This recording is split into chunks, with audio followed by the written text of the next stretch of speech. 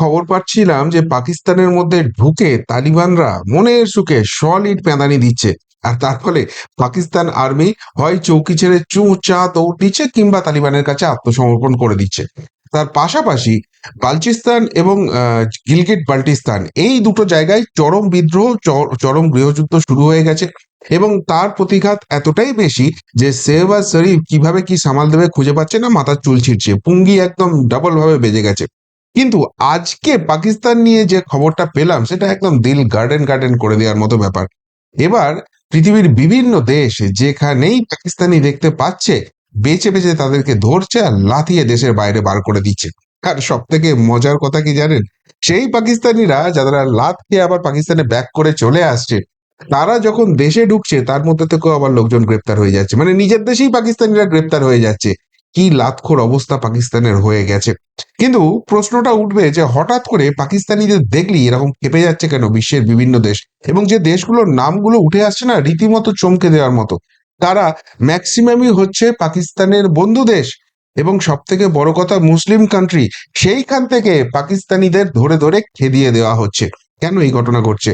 যে রিপোর্ট পাওয়া যাচ্ছে সেই রিপোর্ট অনুযায়ী দেখা যাচ্ছে যে গত 24 ঘন্টায় মোট 7টি দেশ থেকে, এটা অফিসিয়াল রিপোর্ট কিন্তু এর বাইরেও অনেক কাণ্ড ঘটছে, 7টি দেশ থেকে 258 জন পাকিস্তানিকে জোর করে দেশে ফেরত পাঠিয়ে দেওয়া হয়েছে, তাদেরকে ধরেছে এবং সেখান থেকে পাঠিয়ে দিয়েছে। এবং সব থেকে বড় কথা, যেটা হেডলাইনেই দেখতে পাচ্ছেন, যে এই যে 258 জনকে ফেরত পাঠিয়েছে তারা যখন আবার পাকিস্তানে ব্যাক করে এসছে, তার মধ্যে পাকিস্তানের প্রশাসনই আবার 16 জনকে গ্রেপ্তার করেছে। মানে কোন অবস্থায় রয়েছে দেশটা। এবার কোন কোন দেশগুলো এদেরকে ফেরত পাঠিয়েছে, এই যে 7টা দেশের কথা বলা হচ্ছে, সেই 7টা দেশের নাম শুনলে কার্যত চমকে যাবে। প্রথমেই নাম রয়েছে সৌদি আরব। সৌদি আরবিয়া থেকে আসছে। তারপর ইউএই, সংযুক্ত আরব আমিরশাহী যেটা আমরা বলি, বা ইউনাইটেড আরব এমিরেটস, সেই ইউএই থেকে আসছে। মানে দুটোই মুসলিম কান্ট্রি, সেখান থেকে কিন্তু পাকিস্তানিদের ফেরত পাঠিয়ে দিচ্ছে। চীন, পাকিস্তানের এত ভালো বন্ধু ছিল, বললাম না চীনের সঙ্গে পাকিস্তানের এখন ব্যাপক লেগে গেছে। চীনকে ব্ল্যাকমেল করতে গিয়েছিল, তো সেই চীন থেকে লাত মেরে পাকিস্তানিদের তাড়াচ্ছে। এর পাশাপাশি কাতার, আরেকটা মুসলিম কান্ট্রি, সেইখান থেকে পাঠিয়ে দিয়েছে। ইন্দোনেশিয়া এবং সাইপ্রাস, নাইজেরিয়া। এই সাইপ্রাস, নাইজেরিয়া এরা কিন্তু কিন্তু খুব গরিব দেশ। তা সত্ত্বেও সেই জায়গা থেকেও কিন্তু পাকিস্তানিদের ধরে ধরে পাঠিয়ে দেওয়া হয়েছে। কেন পাঠানো হচ্ছে? অফিসিয়ালি যেটা এই 7টা কান্ট্রি কারণ দেখাচ্ছে, সেটা হচ্ছে বেশিরভাগ ক্ষেত্রেই এরা প্রচন্ড রকমের অবৈধ কার্যকলাপে যুক্ত ছিল, এরকম রিপোর্ট পাওয়া গেছে, প্রমাণ পাওয়া গেছে। আর সেই জায়গা থেকে আর রিস্ক নেয়নি, সেখান থেকে পাঠিয়ে দিয়েছে। কিরকম এরা অবৈধ কার্যকলাপ করছিল? সৌদি আরব, সৌদি আরব বলছে যে এখানে 9 জন প্রফেশনাল বেগার, মানে পেশাদার ভিক্ষুক, তারা ধরা পড়েছে। তাদের মধ্যে 2 জন হজ করতে গিয়েছিল কিন্তু কোনো পারমিট ছাড়া। আপনারা জানেন যে হজ করতে গেলে একটা পারমিটের ব্যাপার থাকে, প্রত্যেকটা দেশই এটা করে, মুসলিমদের এটা খুবই একটা পবিত্র জিনিস। তো সেখানে সেই কোনো পারমিট ছিল না। এবার হজ করতে যাওয়ার নামে সেখানে গিয়ে তারা ভিক্ষাবৃত্তি শুরু করেছে। এবং 9 জনকে এই এই সৌদি আরব খুঁজে পেয়েছে, যারা কিন্তু পার্মানেন্টলি একদম ভিক্ষাটাকে সেখানে প্রফেশন, মানে যারাই ওখানে হজ করতে আসে তাদের কাছ থেকে ভিক্ষা করে। ভাবুন একবার কি অবস্থা। আচ্ছা, এই ইউএই যেটা ইউনাইটেড আরব এমিরেটস, সেখানে কাজের কাজের সন্ধানে গিয়েছিল, কিন্তু কোনো স্পন্সর ছাড়াই কাজের সন্ধানে চলে গেছে। অর্থাৎ এই ইউএই যেটা নিয়ম হচ্ছে যে আপনি সেখানে গিয়ে কাজ করতে পারেন, সেখানে প্রচুর লেবার টেবার লাগে, লেবার, ট্যাক্সি ড্রাইভার, এই ধরনের প্রচুর প্রফেশনের লোকজন লাগে। এবং পাকিস্তান, বাংলাদেশ, ভারত, শ্রীলঙ্কা এইসব জায়গা থেকে যারা খুব নিম্নবিত্ত পরিবার তারা এখানে যায় এবং এখানে গিয়ে কাজ করে। কিন্তু মুশকিলটা হচ্ছে এটার জন্য আপনার সেখানে একজন ঠিকাদারের দরকার আছে, যে সোজা কথায় আমরা স্পন্সর দেবে, যে হ্যাঁ ভাই এ এখানে আসবে, এর থাকা খাওয়ার ব্যবস্থা আমি করব, একে বেতন ফেতন দেবো, তারপর যে কাজ করার সেখানে হবে। কিন্তু এরকম কোনো স্পন্সর ছাড়াই, মানে শুনেছি হয়তো আশপাশের লোকজন সেখানে গেছে, সেখানে চলে গেছে। তো সেইখানে ওরকম প্রচুর পাকিস্তানি ছিল। এবং যাওয়ার পর যেহেতু তাদের কোনো স্পন্সর নেই, তারা কোনো কাজ টাজ করছিল না, উল্টে সেখানে প্রচুর রকম ইললিগাল কাজ করছিল। এবং সব থেকে বড় কথা, এই যে সৌদি আরব বা ইউএই, এইসব যে কান্ট্রিগুলো রয়েছে না, ইউএই হয়তো অতটা নয়, কিন্তু সৌদি আরব, কাতার, কুয়েত, এরা না প্রচন্ড স্ট্রিক্ট কান্ট্রি। মানে যেহেতু এগুলো মুসলিম কান্ট্রি, মুসলিমদের ধর্ম অনুযায়ী কিন্তু বেশ কিছু জিনিস হচ্ছে প্রহিবিটেড। আমি নিজে কুয়েতে দীর্ঘ সময় ছিলাম, এবং একটা সময় তো কার্যত ডেলি প্যাসেঞ্জারি করতে হতো, প্রত্যেক 2 সপ্তাহে কুয়েতে গিয়ে অনেকদিন থাকতে হতো, তো আমি সেটা জানি। তো কিছু কিছু ব্যাপারে আছে এরা একদম কোনো রকম কোনো কম্প্রোমাইজের কোনো জায়গা নেই। যেমন কুয়েতের একটা ব্যাপার আছে যে জুয়া খেলা, এই ধরনের কাজে যদি কাউকে ধরতে পারে তাহলে কিন্তু সে একদম জেলে পুরে দেবে, কোনো রকম কোনো কথা শুনবে না। তো এরকম মুসলিম ধর্ম অনুযায়ী যে যে কাজগুলো হারাম বা হারিম, যে যেটাই বলুন, মানে কি টার্মটা আমি ঠিক জানি না, একটা উর্দু শব্দ আছে। তো সেই যে কাজগুলো আছে সেগুলো যদি করে এরা কিন্তু খুব স্ট্রিক্ট, আর এই পাকিস্তানিরা গিয়ে সেইগুলোই করছিল। সব থেকে মজার কথা, এই চীন, সাইপ্রাস বা নাইজেরিয়া এইসব দেশগুলো আবার বলছে যে এখানে ড্রাগ পাচার, নকল পণ্য বিক্রি এবং ভুয়ো নথি তৈরির অভিযোগ রয়েছে। এইসব পাকিস্তানিরা এসে করছে, আমাদের দেশের ভেতরে একটা বিশাল রকম গন্ডগোল লাগিয়ে দিচ্ছে। সেই জন্য এদেরকে আমরা ধরতে পেরেছি, পুরো র্যাকেটটাকে আমরা ডিসবার্স করব, কিন্তু তার আগে যাদেরকে ইনিশিয়ালি ধরা গেছে তাদেরকে আমরা পাকিস্তানে ফেরত পাঠিয়ে দিচ্ছি। চীনের মতো দেশ বলছে আমাদের দেশে এসে এরা কারচুপি করছে, আর আমাদের দেশের সব হোতারা বসে আছে বলছে এখানে নাকি এনআরসি হতে দেবো না। এরকম এনআরসি হতে করতে দিলে এরকম কত যে ফেক পাকিস্তানি বেরোবে। এই মিনি পাকিস্তানের জনক আছে না আমাদের এই রাজ্যেই একটা, তো সেইখানে কতগুলো পাকিস্তানি লুকিয়ে আছে এই ভগবানই জানে।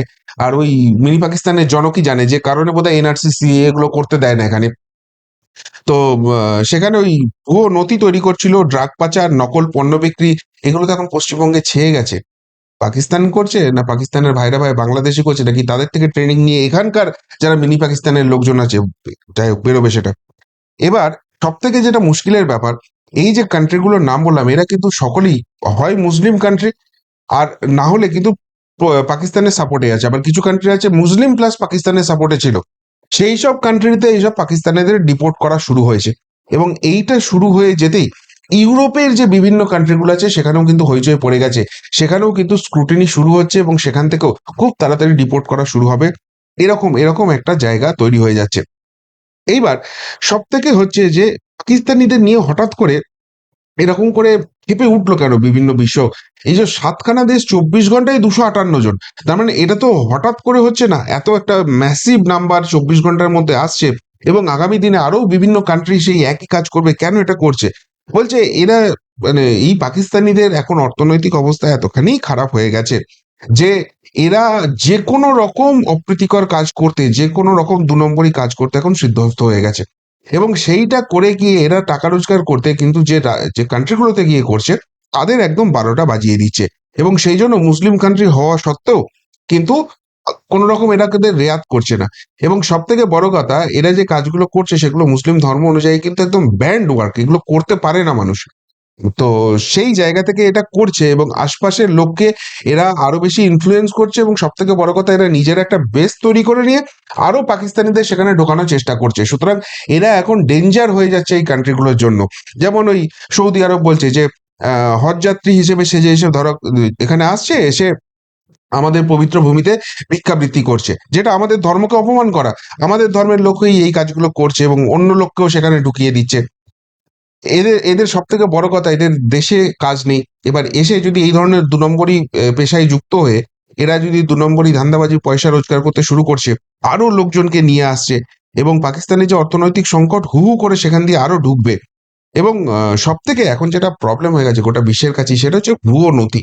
এই ভুয়ো নথি ছেয়ে গেছে, পশ্চিমবঙ্গেও কি চলছে দেখছেন না? তো এই পাকিস্তানিরা বিভিন্ন দেশে গিয়ে এই ভুয়ো নথি করছে, মানে চীনের মতো কান্ট্রি সেখানে গিয়ে অব্দি ভুয়ো নথি করছে। এবং যেহেতু পাকিস্তানের অর্থনৈতিক অবস্থা প্রচন্ড খারাপ, এই টেন্ডেন্সি আগামী দিনে আরো বেশি বৃদ্ধি পাবে। সুতরাং দেশের স্বার্থে, জাতীয় নিরাপত্তার স্বার্থে এই পাকিস্তানিদের বিলিভ করা যায় না, তাদেরকে কিন্তু দেশে ফেরত পাঠিয়ে দিতে হবে।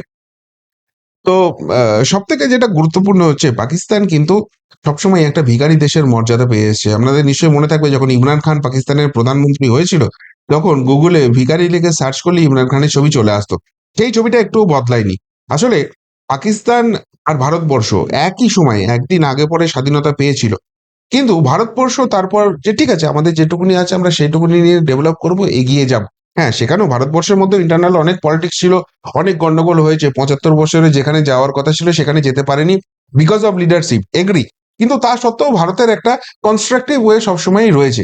কিন্তু পাকিস্তানের একটাই জায়গা ছিল যে ভাই আমরা ভারতকে ধ্বংস করব, ভারতের কাশ্মীর নিয়ে নেবো, ভারতের দিল্লি দখল করে নেবো, এইটা ছিল পাকিস্তানের এজেন্ডা। এবং সেই জিনিস করতে গিয়ে, এই সন্ত্রাসবাদকে লালন পালন করতে গিয়ে আলটিমেটলি তাদের অর্থনৈতিক 12টা বেজে গেছে। এবং এই পাকিস্তান যেসব বড়লোক দেশ আছে সবার কাছে গিয়ে একটাই কথা, আমাদের ভিক্ষা দাও, আমাদের কিছু টাকা দাও, আমাদের তো দেশের অবস্থা খারাপ।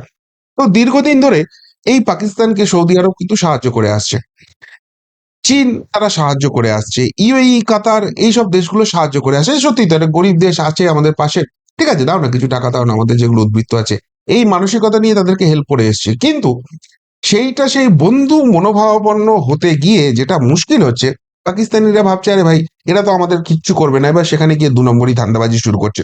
ফলে সব দেশ কিন্তু এখন পাকিস্তানকে একটা কার্যত অবিশ্বাসের জায়গায় দেখছে। বন্ধুত্বটা যে আন্তর্জাতিক কূটনৈতিক সম্পর্কের ক্ষেত্রে কতখানি গুরুত্বপূর্ণ, সেইটা পাকিস্তানিরা ভুলে গিয়েছিল। আর তারই চরম খেসারত এখন কিন্তু দিতে হচ্ছে, যে কারণে 24 ঘন্টায় এই সার্চ অপারেশন শুরু হয়েছে বিভিন্ন দেশে, একটা দেশে শুধু নয়, এবং আরো অন্যান্য দেশে চলছে। সেই রেজাল্ট হয়তো আগামী 24 বা 48 ঘন্টার মধ্যে আসবে, যে আরো বিভিন্ন দেশ থেকে পাকিস্তানিদের ডিপোর্ট করা হচ্ছে। আর এই জায়গাটায় বাংলাদেশিদের জন্য একটা বড় মেসেজ রয়েছে, যে ভারত এত কিছুর পরেও কিন্তু এখনো বন্ধুত্বপূর্ণ সম্পর্ক বজায় রেখে যাচ্ছে। আর সেই বাংলাদেশ কি করছে, কাইটা ফেলুক মাইরা ফেলুক, ভারতের এই এই নিয়ে নেবো, ওই নিয়ে নেবো, ভারতবর্ষে ঢুকে নেবো, দখল করে নেবো, এই যে জিনিস করছে। পাকিস্তানও একদিন করছিল, যাদেরকে এখন অধুনা বাংলাদেশ বাপ মানছে, মানে পুরো বাংলাদেশই বলছি না, এই ইউনুস চাচার যেগুলো সাঙ্গপাঙ্গ উপাঙ্গ আছে আর কি, সেগুলো তো বাপ মনে করে দিন দিন করে নাচছে।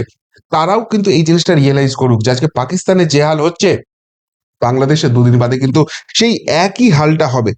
এবং চীন কিন্তু অসম্ভব বিরক্ত, যে ঠিক আছে এতদিন পাকিস্তানকে আমরা সাপোর্ট করেছি, তাদের ওই গদর বন্দরটা আমাদের ইউজ করতে হতো, কিন্তু এই এই পাকিস্তানের সঙ্গে করতে গিয়ে আজকে পাকিস্তান আমাদেরকে ব্ল্যাকমেল করছে, বলছে আরো টাকা পাঠাও, আমাদের সেখানে কাজ আটকে দিচ্ছে। এমনকি সংযুক্ত আরব আমিরশাহী বা কাতার, এই সব যে দেশগুলো আছে, বলছে আমাদের যেগুলো ধর্মে মানা রয়েছে, ড্রাগ, নেশাজাত দ্রব্য, মহিলাদের দিয়ে ব্যবসা করানো, জুয়া খেলা, এই ধরনের জিনিসগুলো করছে, সেইগুলো কিন্তু মারাত্মক। এটা এই পাকিস্তানিদের নেচারটাই এই জায়গায় চলে গেছে। এবার সব থেকে যেটা গুরুত্বপূর্ণ হচ্ছে, যে এই যে দেশগুলো এই ব্যবস্থা নিচ্ছে, এটা কিন্তু অমূলক ব্যবস্থা নয়, সেটা প্রমাণ হয়ে যাচ্ছে। এই যে 258 জনকে তাড়ানো হয়েছে, তাদেরকে ইমিডিয়েট পাকিস্তানের ফ্লাইট ধরে এই করাচি, ইসলামাবাদ, যেখানে যেখানে ওদের নামে, সেখানে ফেরত পাঠিয়ে দেওয়া হয়েছে। এবার তারা ফেরত পাঠানোর পর পাকিস্তান অফিসিয়ালি আবার তাদের ইন্টারোগেশন করছে, এবং ইন্টারোগেশন করে যেটা দেখা যাচ্ছে, যে ভাই 16 জন তার মধ্যে সন্দেহভাজন রয়েছে, যাদের আবার পাকিস্তানি ডকুমেন্টই নেই। তারা পাকিস্তানে কোথায় কি থাকে না থাকে সবকিছু বলে দিচ্ছে, এবং খোঁজ খবর নিয়ে জানা যাচ্ছে, কিন্তু কোনো পাকিস্তানি ডকুমেন্টসই নেই। মানে কোন অবস্থায় এরা চলে গেছে। এবার সব থেকে যেটা মুশকিলের ব্যাপার, পাকিস্তানিরা যেটা আরো মুশকিলে পড়ে যাচ্ছে, সবার সন্দেহের জায়গায় আসছে, সেটা হচ্ছে সন্ত্রাসবাদের সঙ্গে এদের আষ্টে পৃষ্ঠে বেঁধে থাকা সম্পর্ক। পাকিস্তানি মানেই একটা সন্ত্রাসবাদী, এই ধারণাটা কিন্তু বিভিন্ন জায়গায় ছড়িয়ে যাচ্ছে। এবং বিশেষ করে ইউরোপিয়ান কান্ট্রিগুলোতে যেভাবে এখন এই এই মুসলিমদের সংখ্যা বেড়েছে, এবং সেখানে প্রকাশ্য রাস্তায় তারা যে ধরনের তাণ্ডব চালাচ্ছে, এই জায়গাটা ইউরোপে ছিল না। ফলে পাকিস্তানকে নিয়ে কিন্তু সকলেই আতঙ্কিতটা হচ্ছে। এবং আরো যেটা পাকিস্তানের মুশকিল হয়েছে, সেটা হচ্ছে বাংলাদেশের সঙ্গে বন্ধুত্ব করা। পাকিস্তান এমনিতেই গরিব দেশ, আমি বললাম সবার কাছে ভিক্ষে করে তাদের কোনো রকমে চলে, সবাই একটু দান ধ্যান করে, সেই জন্য পাকিস্তান খেতে পেয়ে এখনো চলছে, কিভাবে চলছে তারাই জানে। এই অবস্থায় বাংলাদেশও একটা গরিব কান্ট্রি, তারা এখন বাংলাদেশের সঙ্গে হাত মিলিয়েছে কেন? না, একটাই উদ্দেশ্য, ভারতকে ডিস্টার্ব করা। ভারতের মতো একটা বন্ধু দেশ তোমাদের পাশে রয়েছে ভাই, কোথায় তাদের সহযোগিতা নিয়ে তোমরা ডেভেলপ করার চেষ্টা করবে, ভারত কোনোদিন তোমাদের সেখানে মুখ ফেরাবে না। এতদিন বাংলাদেশের যে বস্ত্রশিল্প চলতো, তার কাপাস তুলো, যন্ত্রাংশ, সমস্ত কিছু ভারতবর্ষ পাঠাতো, চাল টাল পেঁয়াজ সবকিছু পাঠাতো, এবং এখনো পাঠাচ্ছে সেই জায়গাটা, যে জন্য টিকে আছে। কিন্তু পাকিস্তানের এই নিজেদের অবস্থা খারাপ, বাংলাদেশ ইউনিশ আসার পর একদম ধ্বংস হয়ে যাওয়ার মুখে চলে গেছে, সেই জায়গায় পাকিস্তান বাংলাদেশের সঙ্গে জোট পাকাচ্ছে কি না, সন্ত্রাসবাদটাকে আরো বেশি করে জবরদস্ত করতে হবে। ইউনিশ ভিসা নীতি শিথিল করে দিচ্ছে পাকিস্তানিদের জন্য, যাতে জঙ্গিরা আসতে পারে সেই সেই বাংলাদেশের পথ দিয়ে ভারতবর্ষে ঢুকে যেতে পারে। তো এই যে বাংলাদেশকে নিয়ে চলছে পাকিস্তান, এইটা কিন্তু আলটিমেটলি এন্ড ডেকে নিয়ে আসছে। এবং এই দুই ভোট যদি পাকায়, তাহলে ভারতকে যে ডিস্টার্ব করবে, ভারত ভারতের মতো হয়তো বুঝে নেবে, কিন্তু ওটা বিশ্বের জন্য মাথা ব্যথা হবে। কেননা সন্ত্রাসবাদ যখন ছড়ায়, সেটা কিন্তু ধর্ম, নাম, এইসব দেখে হয় না। যখন যেখানে ফাটে সেখানে একদম সারে সর্বনাশ বাজিয়ে দেয়। ফলে এই বাংলাদেশিদের সঙ্গে বন্ধুত্বটাও কিন্তু আরেকটা বড় খেসারত পাকিস্তানিদের দিতে হচ্ছে। এবং সব থেকে যেটা এখন পাকিস্তানিদের নিয়ে প্রবলেম হচ্ছে, সেটা হচ্ছে আফগানিস্তান এদের ভেতরে ঢুকে গেছে, তালিবানরা ঢুকে গিয়ে এদেরকে মারছে। এবং মারছে মানে এমন বেধড়ক মারছে, পাকিস্তান কোনো উত্তর দিতে পারছে না, যেটা বলেই আমি শুরু করলাম। উল্টো দিকে ভারতের সঙ্গে এরা সংঘাত করছে, ভারতের সঙ্গে সংঘাত করে পারছে না, এদের দেশের মধ্যে বিদ্রোহ লেগে গেছে। ফলে পাকিস্তানের অর্থনৈতিক অবস্থা খারাপ, এই অবস্থাতেই এত পাকিস্তানি অন্যান্য দেশে গিয়ে বেআইনি কার্যকলাপ করছে এবং অন্য পাকিস্তানিদের আনছে। এই সব ঘটনার পরিপ্রেক্ষিতে আগামী দিনে পাকিস্তানের হালত কিন্তু আরো খারাপ হবে এবং আরো বেশি পরিমাণ পাকিস্তানি কিন্তু ওইসব দেশে ঢুকবে এবং ঢুকে আরো বেশি এই ধরনের ২ নম্বরী কার্যকলাপ করবে, যেগুলো ওই দেশগুলোর যে শান্তি প্রক্রিয়া রয়েছে, যে যে তাদের একটা সুন্দর সুরক্ষা ব্যবস্থা রয়েছে, সেগুলো সবকিছু ধ্বংস করে দিতে পারে। আর এই জায়গা থেকেই গোটা বিশ্বের কাছে এখন নতুন ত্রাসের নাম পাকিস্তানি, এবং সেই জন্যই পাকিস্তানি যেখানে দেখছে চিরুনি তল্লাশি চলছে এবং ধরে ধরে দেশ থেকে লাত মেরে তাড়ানো চলছে। কি বলবেন পাকিস্তানের এই হাল নিয়ে? যারা বলেছিল কাশ্মীর নিয়ে নেবে, যারা বলেছিল দিল্লি নিয়ে নেবে, আর পাকিস্তানের যদি এখনই এই হাল হয়, তাদেরকে যারা এখন বাপ মানছে, সেই ইউনূসের বাংলাদেশের কি হবে, বাংলাদেশিদের কি হবে আগামী দিনে? যদি এই নিয়ে কিছু বলার থেকে আপনাদের অবশ্যই কমেন্ট বক্সে কমেন্ট করে জানাবেন। এখনকার মতো এখানেই শেষ করলাম, ফেরত আসছি নতুন প্রতিবেদন নিয়ে খুব তাড়াতাড়ি। ভালো থাকবেন, সাথে থাকবেন, পাশে থাকবেন। নমস্কার।